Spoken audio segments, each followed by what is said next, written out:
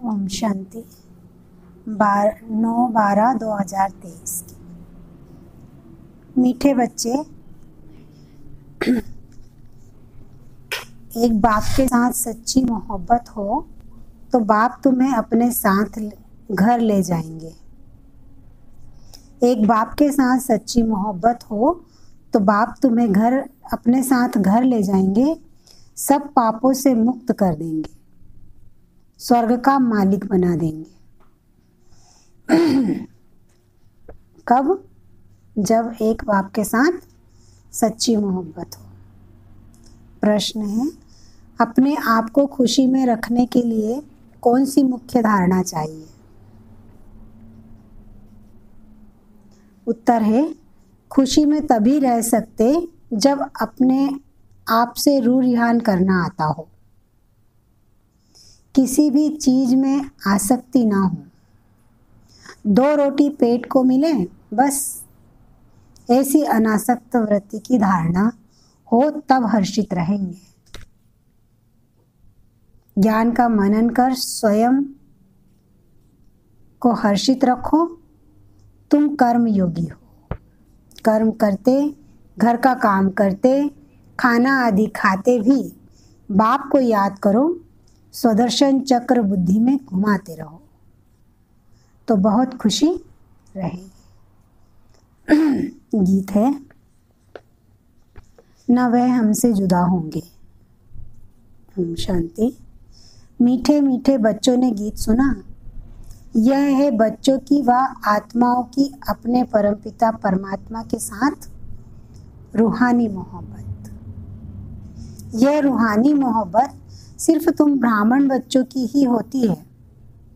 तुम अपने को आत्मा निश्चय करते हो, परंतु जब कहते हो कि आत्मा सो परमात्मा, तो आत्मा किसके साथ मोहब्बत रखे? अगर ऐसा कहते हैं कि आत्मा सो परमात्मा, अगर आत्मा ही परमात्मा है तो फिर वो मोहब्बत किसके साथ रखेगी? खुद के साथ, परमात्मा के साथ तो नहीं हुई। तो बाबा कह रहे हैं कि परंतु जब कहते हैं कि आत्मा सो परमात्मा, तो आत्मा किसके साथ मोहब्बत रखे? मोहब्बत होती है बच्चों की बाप के साथ। बाप की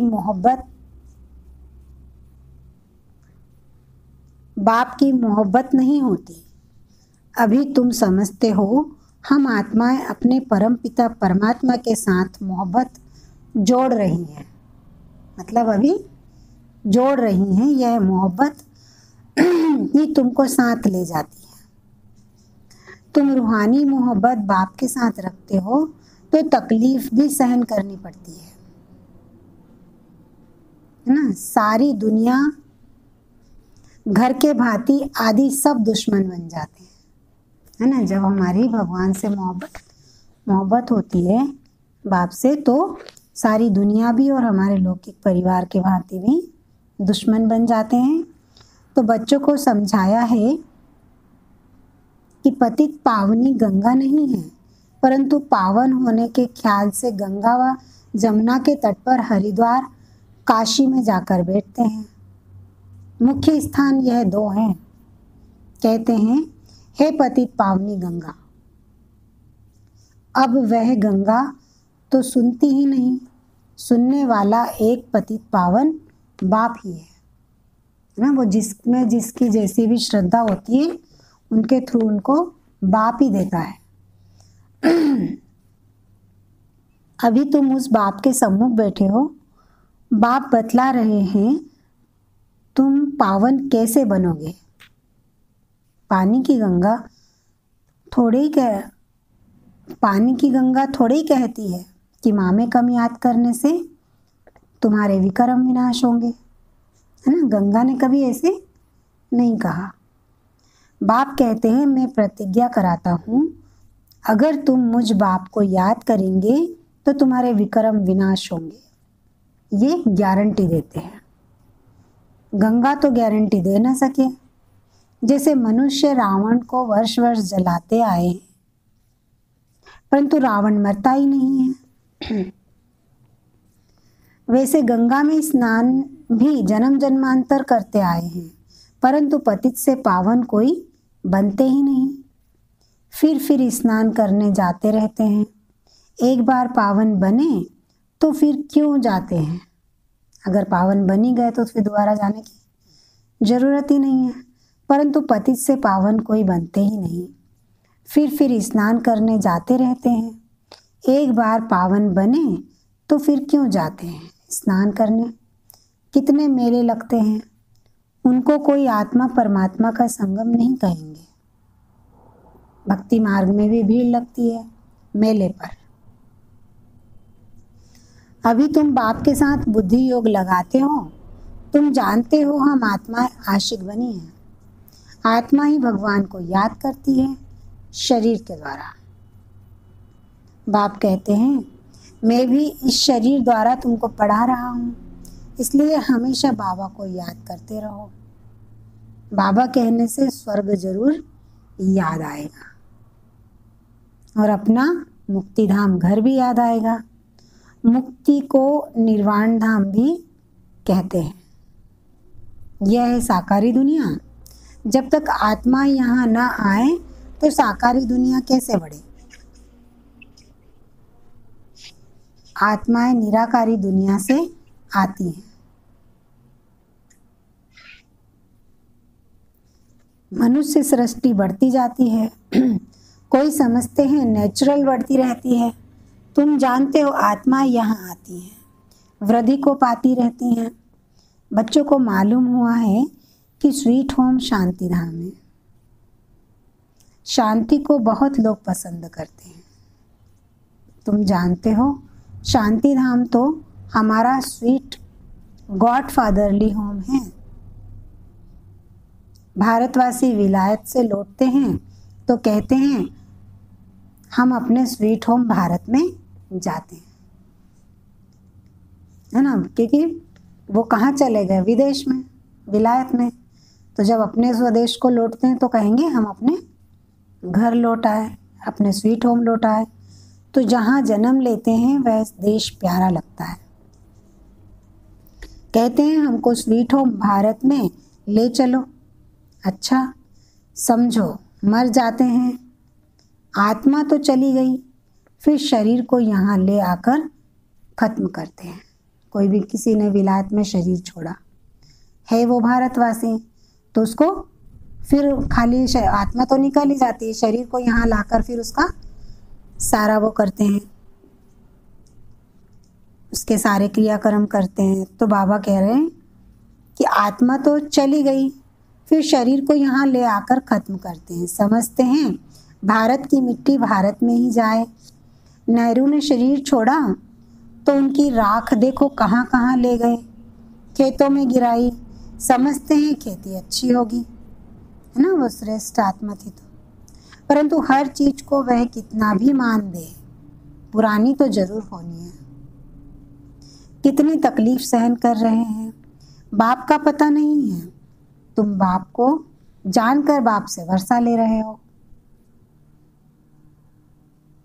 तो दिल होती है मित्र संबंधियों आदि को भी स्वर्गवासी बनाए। किसको तुम कहो स्वर्गवासी बनो तो कहेंगे तुम मारने चाहते हो क्या? क्योंकि मरने के बिना तो स्वर्ग देख नहीं सकते। तो किसको अगर कहें तो वो कहते हैं कि मारना चाहते हो क्या? तुम बच्चे जानते हो श्रीमत पर हम श्रेष्ठ स्वर्गवासी बन रहे हैं। देही अभिमानी बनने में बड़ी मेहनत लगती है। घड़ी घड़ी देह अभिमान में आकर बाप को भूल जाते हो। अभी तुम सम्मुख बैठे हो, जानते हो हम अपने परमपिता परमात्मा पास आए हैं। बाबा कहते हैं आगे कभी मिले थे, पूछ रहे हैं। तो झट कहते हैं हाँ बाबा 5000 वर्ष पहले मिले थे। यह तुम्हारा गुप्त अक्षर है और कोई कॉपी कर न सके।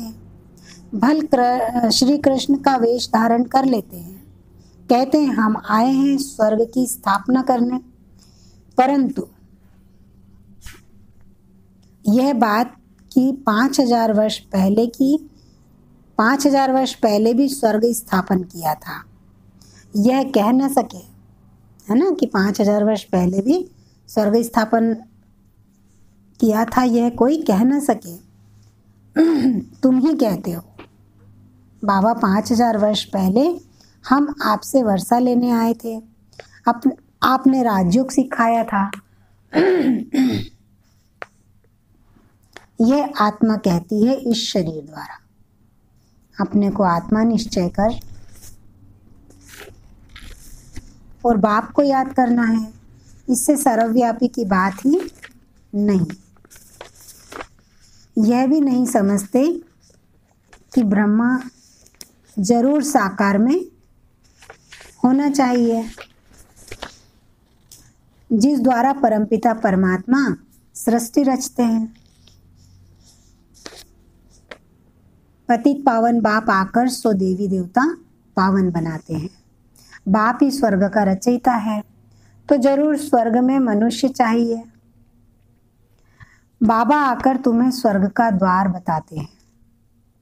तुम कोशिश करते हो हम नरकवासी को स्वर्गवासी बनाएं। कोई बड़े आदमी को सीधा कहो तुम नरकवासी हो तो कितना बिगड़ पड़ेंगे। अगर सीधा सीधा अगर उनको बोल देंगे तो वो तो बड़ा बिगड़ पड़ेंगे। अभी तुम जानते हो हम नरक से निकल स्वर्ग में जा रहे हैं। अभी हम संगम वासी हैं। हम आत्माएं अब जा रही हैं इस शरीर को छोड़ बाबा के साथ, बाबा के घर। यह है तुम्हारी रूहानी यात्रा। बाबा की याद में रहना है। समझते हो यह शरीर जहाँ तक रहेगा वहाँ तक यात्रा चालू है। क्या बाबा ने बोला कि यह शरीर जहाँ तक रहेगा वहाँ तक यात्रा चालू है। कर्म भी तो करना है। फल खाओ पियो, खाना पकाओ, जितना समय मिले बाप को जरूर याद करना है। दफ्तर में बैठते हो, देखो फुर्सत है तो बाबा की याद में बैठ जाओ, बहुत कमाई है। ट्रेन में सफ़र करते हो, उस समय तो कोई काम नहीं रहता, बैठे हुए बाबा को याद करते रहो। अभी हम बाबा के पास जाते हैं। बाबा परम धाम से हमको लेने लिए आए हैं। अच्छा, शाम को घर का खाना आदि पकाते हो तो भी एक दो को याद दिलाओ। आओ हम अपने बाप की याद में बैठे। पॉइंट भी एक दो को सुनाओ। हम स्वदर्शन चक्रधारी हैं ना। बाबा कहते हैं तुम लाइट हाउस भी हो, रास्ता बतलाते हो। उठते बैठते चलते तुम लाइट हाउस हो। एक आंख में मुक्ति, एक आंख में जीवन मुक्ति। स्वर्ग यहाँ था, अभी नहीं है। अब तो नरक है। बाबा फिर से स्वर्ग स्थापन कर रहे हैं। बाप कहते हैं हम तुमको बहुत गुलगुल बनाते हैं, फिर तुम जाकर महारानी पटरानी बनेंगे। खद्दर की रानी नहीं बनना, तुम्हें 16 कला संपन्न बनना है, ना कि 14 कला। श्री कृष्ण 16 कला था। तुम बच्चियां कितने व्रत नेम आदि रखती थी, 7 रोज निर्जल रहती थी, कितनी मेहनत करती थी, परंतु श्री कृष्णपुरी में जा न सके। अभी तुम कृष्णपुरी स्वर्ग में प्रैक्टिकल में जाने लिए पुरुषार्थ कर रहे हो। श्री कृष्ण को द्वापर में ले जाने से स्वर्ग का किसको पता नहीं पड़ता है ना, क्योंकि द्वापर के बाद तो क्या आता है, कलयुग। तो भक्ति मार्ग में द्वापर में दिखाते ना श्री कृष्ण को, तो उसके बाद तो कलयुग आना चाहिए। लेकिन बाबा क्या बोलते हैं, श्री कृष्ण का जन्म कहाँ होता है, सतयुग में, स्वर्ग में। तो जरूर कलयुग के अंत में होगा, तब तो सतयुग में जन्म होगा ना। तो वास्तव में 7 रोज का अर्थ क्या है सो तुम अभी जानते हो। सिवाय बाप के और कोई याद नहीं करना। बाकी निर्जल आदि की कोई बात नहीं है। इसलिए हम लोग क्या करते हैं, 7 दिन की भट्टी रखते हैं कि बाबा को ही याद करें बस। बाबा को याद करने से तुम बाबा के पास चले जाएंगे, बाप फिर स्वर्ग में भेज देंगे। व्रत नेम रख, तुम कितने दिन भूखे मरते हो, है ना, ऐसे नियम व्रत रख के। जन्म बाई जन्म कितनी मेहनत करते हो, प्राप्ति कुछ भी नहीं हुई है। अभी तुमको उनसे छुड़ाए सदगति मार्ग में ले जाते हैं। तुम कहते हो बाबा कल्प पहले भी आपसे मिले थे स्वर्ग का वर्षा लेने। बाप कहते हैं कदम कदम पर राय लेते रहो, सब हिसाब किताब पूछो। बाबा राय देते रहेंगे। भले तुम अपना धंधा धोरी आदि करते रहो, फिर भी बाबा राय देते रहेंगे। देखेंगे यह बहुत धंधे में घुस पड़े हैं तो राय देंगे, क्यों इतना माथा मारते हो, कितना समय तुम जिएंगे, पेट तो एक दो रोटी मांगता है। उनसे गरीब भी चलते तो साहूकार भी चलते हैं, है ना, चाहे गरीब हो चाहे साहूकार हो, पेट तो खाना उतना ही मांगता है ना, चाहे गरीब का हो चाहे साहूकार का हो। तो बाबा कहते हैं साहूकार लोग अच्छी रीति खाते हैं, फिर रोगी भी बनते हैं, है ना, जितना भी अटरम सटरम खाते हैं तो रोगी बन जाते हैं। भील लोग देखो कितने मजबूत रहते हैं और खाते क्या हैं, कितना काम करते हैं, अपनी कुटिया में वह खुश रहते हैं। तो इस समय तुम्हें और सब आशाएं छोड़ देनी चाहिए। 2 रोटी मिली, पेट भरा, बस बाप को याद करना है। तुम हो रूहानी बच्चे, परमपिता परमात्मा माशूक के आशिक बने हो। जितना बाबा को याद करेंगे उतना विक्रम विनाश होंगे, और जिसको याद करते हो उनसे जाए मिलेंगे, है ना, जिनको याद करते हैं उनसे जाए मिलेंगे। कई चाहते हैं साक्षात्कार हो, यह हो। बाबा कहते हैं घर बैठे भी तुमको हो सकता है ना, घर बैठे भी किसी को अगर बाबा को कराना है तो साक्षात्कार भी करा सकते हैं। तो शिव बाबा को याद करने से तुमको बैकुंठ का साक्षात्कार होगा। श्री कृष्णपुरी देखेंगे, यहाँ तो बाबा तुमको बैकुंठ का मालिक बना देते हैं। सिर्फ साक्षात्कार की बात नहीं, मेरे को याद करो क्योंकि मैं आया हूँ तुमको ले जाने। शिव बाबा को याद करना है, वही श्री कृष्णपुरी का मालिक बनने वाला है। क्या बोला बाबा ने? शिव बाबा को याद करना है, वही श्री कृष्णपुरी का मालिक बनाने वाला है। श्री कृष्ण तो नहीं बनाएंगे। शिव बाबा को याद करने से तुमको बैकुंठ की बादशाही मिलती है। अब वह परम धाम से आया हुआ है, जरूर आए हैं, तब तो मंदिर यादगार बना है ना। शिव का मंदिर है, शिव जयंती भी मनाते हैं, शिव जयंती भी मनाते हैं ना, परंतु वह भारत में कैसे आते हैं यह किसको भी पता नहीं है। श्री कृष्ण के तन में नहीं आते, श्री कृष्ण होता ही है सतयुग में, है ना। इसलिए बाबा कहते हैं कि श्री कृष्ण तो सतयुग में होता है तो वो तो पावन शरीर होता है, और बाप किस में आते हैं? पतित कामी कांटे में। शिव बाबा का बड़ा मंदिर है, श्री कृष्ण का इतना बड़ा नहीं है।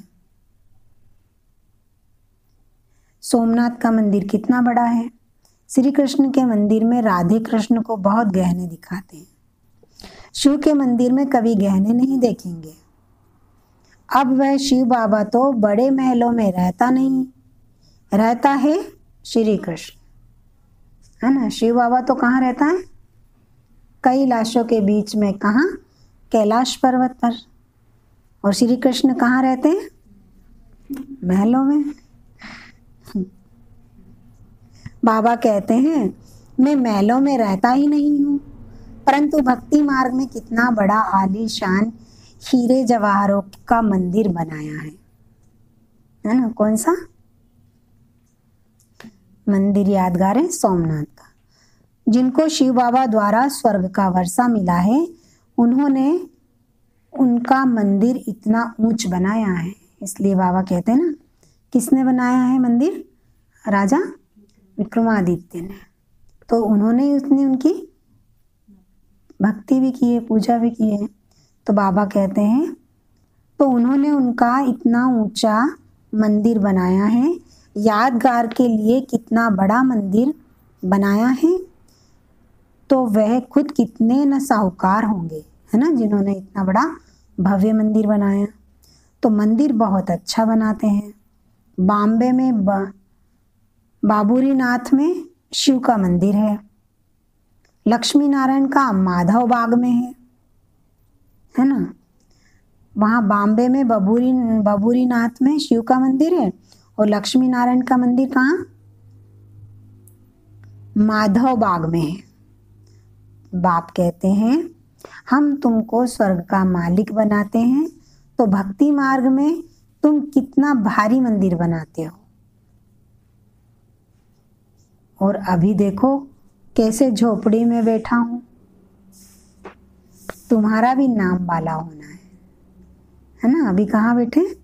झोपड़ी में। तो बाबा कह रहे तुम्हारा भी नाम बाला होना है। तुम जानते हो हमारा फिर मंदिर बनेगा। हमारे बाप शिव के भी बहुत मंदिर हैं। कमाल है, जिन्होंने सोमनाथ का मंदिर बनाया था वो कितने धनवान होंगे। अभी तो कितना गुप्त हूँ, कोई को पता नहीं। तुम जान गए हो, फिर कैसे शिव बाबा का मंदिर बनाना पड़ेगा। भक्ति मार्ग में आएंगे। मम्मा बाबा जो पहले नंबर में पूज्य बनते हैं, बैकुंठ के मालिक बनते हैं, फिर पहले पुजारी बन मंदिर भी उनको ही बनाना है। किनको? मम्मा बाबा को। तो दिल में कहेंगे ना, हम ही पुजारी बन मंदिर बनाएंगे। ऐसी बातों में रमण करने से फिर यह पुरानी दुनिया भूल जाएगी। जब हम इतनी अच्छी बातें मन बुद्धि में लाएंगे, इन बातों में रमन करेंगे, तो पुरानी दुनिया की तो हम सारी बातें भूल ही जाएंगे। तो आपस में भी ऐसी बातें करनी चाहिए, तो तुमको खुशी बहुत रहेगी। अपने से रूरियान करो।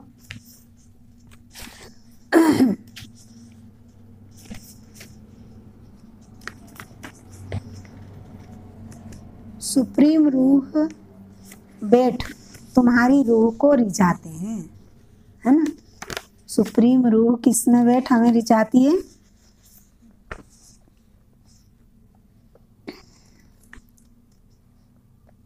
सुप्रीम रूह बैठ तुम्हारी रूह को रिझाते हैं, इस ज्ञान से हर्षित बनाते हैं। तुम कहते हो हम कल्प बाद फिर से आए हैं, अनेक बार बाप से मिले हैं, वर्षा पाया है। ऐसे आपस में बातें करनी चाहिए। फिर तुम कर्म योगी भी हो, भल घर में खाना आदि पकाओ, खुशी रहेगी। तुम 84 जन्मों के हिस्ट्री ज्योग्राफी को जानते हो। हम अभी ब्राह्मण बने हैं, फिर देवता बन राज्य करेंगे, पुजारी से पूज्य बनेंगे, फिर महल आदि बनाएंगे। अपनी ही हिस्ट्री ज्योग्राफी सुनाते रहो। हमारी हिस्ट्री ज्योग्राफी चक्र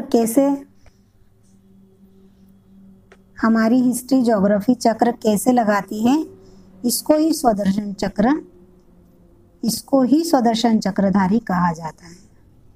कि हम अपने ये सारे जन्मों को देखें कि हम कैसे पूज्य बने, फिर हम कैसे पुजारी बने। तुम तीनों लोकों को जानने वाले हो। ज्ञान का नेत्र तुम्हारा खुला है।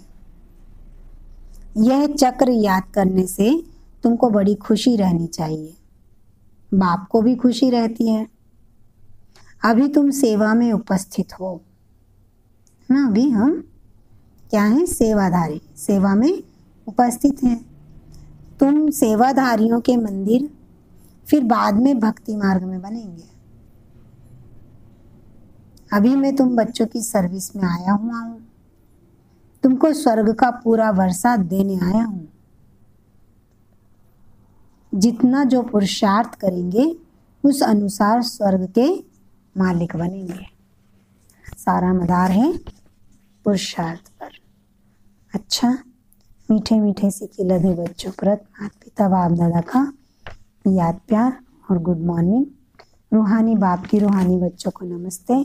हम रूहानी बच्चों की रूहानी माता दादा को याद प्यार और नमस्ते। मुरली का सार है। पहला पॉइंट है, चलते फिरते लाइट हाउस बन, चलते फिरते लाइट हाउस बन सभी को रास्ता बताना है। सब आशाएं छोड़ एक बाप की याद में रहना है। बाप से राय लेते रहना है। दूसरा पॉइंट है, ज्ञान की बातों में ही रमण करना है। अपने आप से बातें करनी है। स्वदर्शन चक्र फिराते सदा हर्षित रहना है। आज का वरदान है, योग की धूप में आंसुओं की टंकी को सुखाकर रोना प्रूफ बनने वाले सुख स्वरूप भव। आज कितना नया है ना वरदान। योग की धूप में आंसुओं की टंकी को सुखाकर रोना प्रूफ बनने वाले सुख स्वरूप भव। कई बच्चे कहते हैं कि फलाना दुख देता है इसलिए रोना आता है, लेकिन वह देते हैं, आप लेते क्यों हो? कोई हमें, जिसके पास जो होगा वो वही तो देगा ना, है ना। जिसके पास जो होता है वो देता है, लेकिन अपने को क्या लेना है क्या नहीं लेना है ये अपने ऊपर है। उनका काम है देना, आप लो ही नहीं। परमात्मा के बच्चे कभी रो नहीं सकते। रोना बंद, ना आंखों का रोना ना मन का रोना। जहाँ खुशी होगी वहाँ रोना नहीं होगा। खुशी व प्यार के आंसू को रोना नहीं कहा जाता, है ना। वो रोना अलग होता है जो खुशी में आंसू आते हैं। तो बाबा कहते हैं, खुशी व प्यार के आंसू को रोना नहीं कहा जाता, तो योग की धूप में आंसुओं की टंकी को सुखा दो। विघ्नों को खेल समझो तो सुख स्वरूप बन जाएंगे। जो भी विघ्न आते हैं उसको समझो कि ये क्या है, खेल समझो उनको। आज का स्लोगन है, साक्षी रहकर पार्ट बजाने का अभ्यास हो तो टेंशन से परे स्वतः अटेंशन में रहेंगे, है ना। साक्षी रहकर पार्ट बजाने का अभ्यास हो तो टेंशन से परे स्वतः अटेंशन में रहेंगे। अगर साक्षी हो पार्ट बजाएंगे तो। अच्छा, ओम शांति।